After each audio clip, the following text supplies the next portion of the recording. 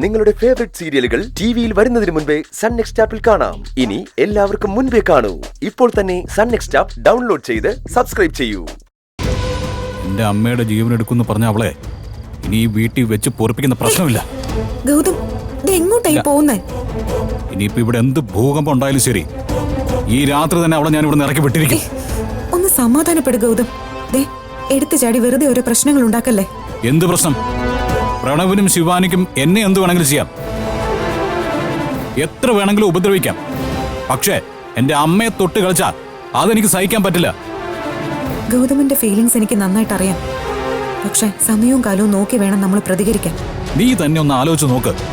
അവള് വന്ന് ഈ വീട്ടിൽ ഉണ്ടാക്കിയ പ്രശ്നങ്ങൾ കാരണമാ അമ്മയ്ക്ക് ഈ അസുഖങ്ങളൊക്കെ ഉണ്ടായത്. അവളെ ഇനി ഇവിടെ വെച്ചോണ്ടിരിക്കണമെന്നാണോ നീ പറയുന്നത്?